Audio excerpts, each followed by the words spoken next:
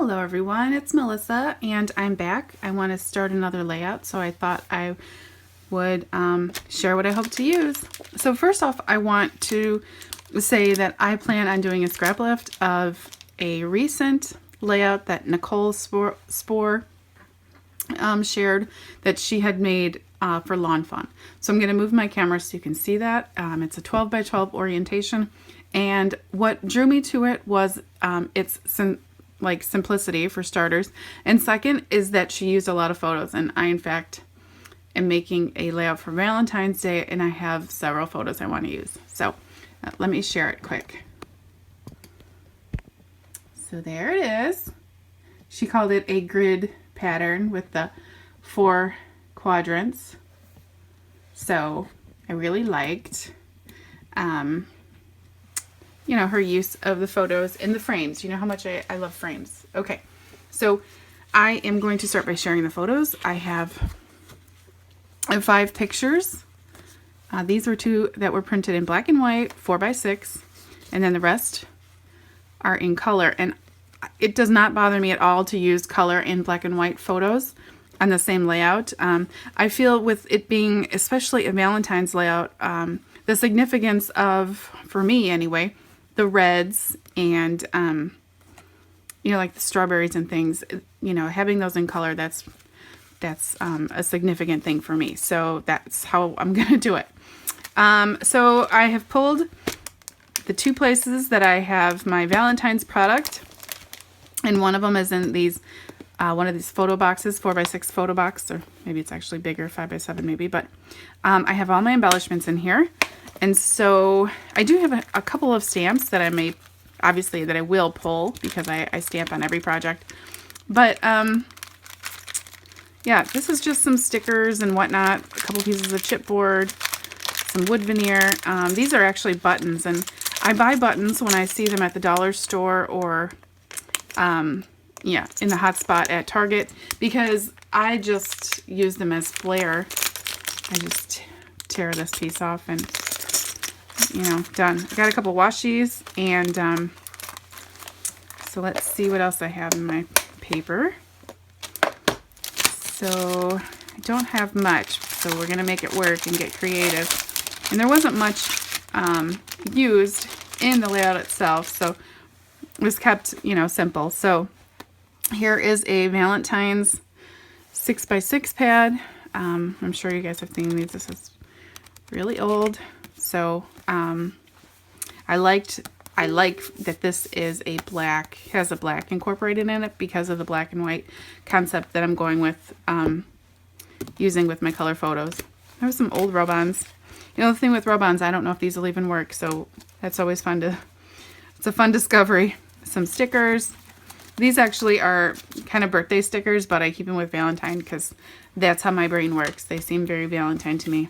These are just cut-aparts that I've used over the years. If you've watched any of my other Valentine's layouts, you know I'm just making my way through just old pieces of paper. I actually keep negative cuts that I make because who doesn't love a heart, really? I have heart dies that I could possibly use. These are just 2 negatives. And then, oops, this paper coordinates with these stickers. So yeah, we will see. Like I said, I'm gonna focus on using the frames and making the little quadrants, so in the little embellishment clusters. So I'm gonna go ahead and show you the layout again, and then I'll be back with the finished layout. So here we go. And she did use some wood veneer, so maybe I will dip into my wood veneer stash as well. All right, guys, I'll be back. Bye. Hi guys, I'm back. So I have a layout to share. Like I mentioned, it was a scrap lift from Nichol Spohr. I showed it a couple times, and so I'm going to share my layout. I'll give you a close-up.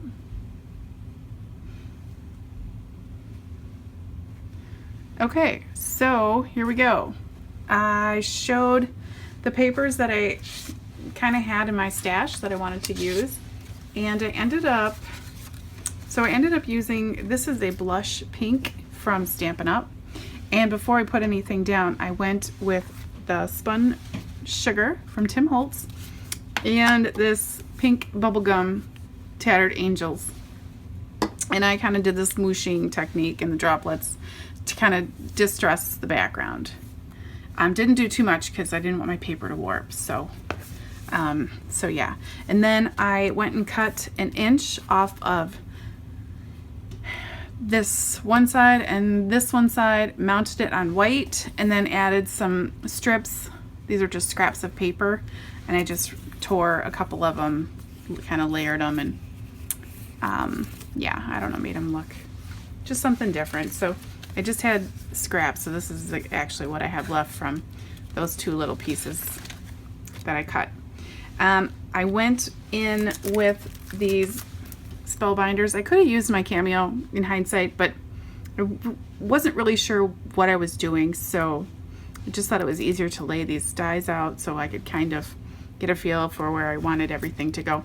If you kind of noticed, I switched the quadrants, so I have 2 big like she did, and then I have the 4 smaller here instead of up here, and then the 3, I just rotated these out. And my reason for doing that is because it's something, if you've been watching my videos for a long time, you've noticed that I do not like white space on my photographs. I cover it up 90% of the time, and I run into it a lot because my children are 2.5 years apart, except my daughter is very tall. She's a very tall young person, and my son is not. So there's always a gap there, unless they're sitting down, always. So I always, I'm conscious of that. It's been long enough that I'm conscious of that, where I know there's going to be white space. So I didn't really even want this photograph down here because I wasn't a big fan of the embellishment in the center. Nicole had added a flower, and I'm not really, I don't really like center embellishments. I don't know why, it throws me off. So anyway, so I cut my frames, and how I did that is I just used some washi and lined 2 up, ran it through my Big Shot, and just kept doing it because there's actually a couple layers into each one. I cut 3 of each of these, so it took me a little bit of time, but I love the way it turned out. Okay, so then the wood veneer pieces that I brought in were from the Kiss Kiss crepe paper collection. So Happy Valentine's Day, the arrow, and then this arrow, and then 14. And actually, what I wanted to mention to you guys is some things to keep in mind. If you've seen any of my other videos, you know that I like altering all kinds of pieces like wood and cork and, yeah, you name it, chipboard. So, if you're not a big fan of this, geometric shape, flip it over and paint it, or use some embossing powder. Wood and embossing powder, they're very nice together.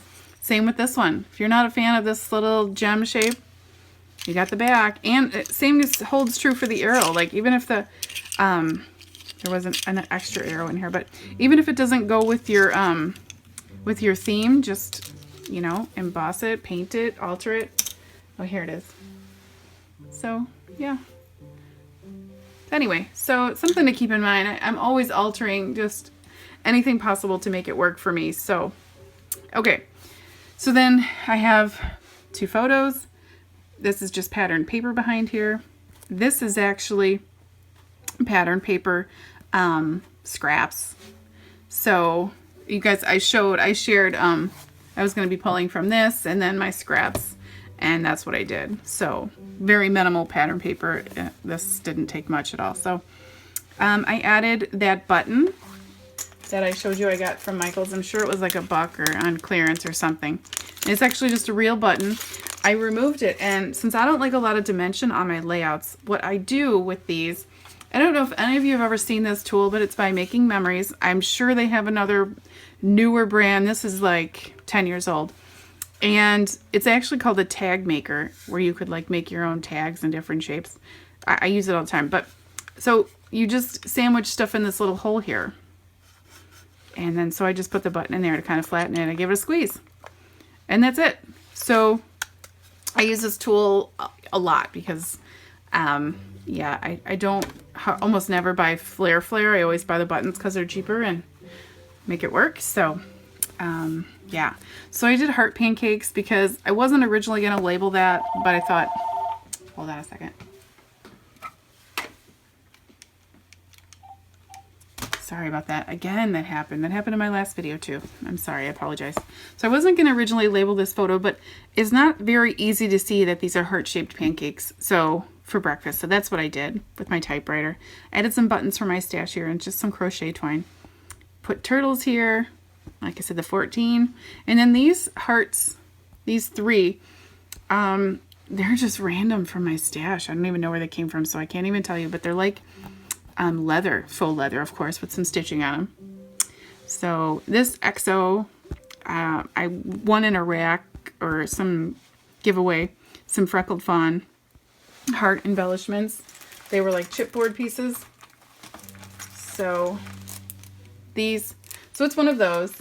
And then my stamp that I used, again, because you guys know I'm hopelessly in love with these Lawn Fawn stitched rectangles, I did some vellum, like my go-to. And then I stamped with, oh, where did that stamp go? I'm sorry, guys. I'm so, sheesh. Here it is. This, You're Stinking Cute. It's called Stinking Cute, and it's from Lawn Fawn. I just want to move it up because I think it's... so I used You're Cute and just used some white embossing powder. And then I brought another arrow down here, which I told you. And then this love is cut from some Melon Mambo cardstock from Stampin' Up. And then I cut that from the Open Book Crepe Paper Maggie Holmes. It's this die right here. I cut it 3 times, layered it on top of each other, glued it on my project, and then Love in the Air. I wanted to put Is in the Air, but I didn't have space, and I wanted to use my new Simon Says stamp, the small folded banners. I actually used this one. I just keep them with I keep all my banners together. And then the alpha I used was Making Memories Tiny Alpha stickers. And that is it. So I'll show you another close-up. I don't know. Oh, these puffy stickers are from Walmart. I don't know if I'm going to... I'm hoping to add some photos at the end. We'll see. But yeah. If you like this video, I'd love a thumbs up. And if you have any questions, let me know. You can find me on Facebook at Cut It Up Creations and also on Instagram, Cut It Up Creations. Thanks so much for watching, guys. I really appreciate it, and I'll be back again soon. Bye.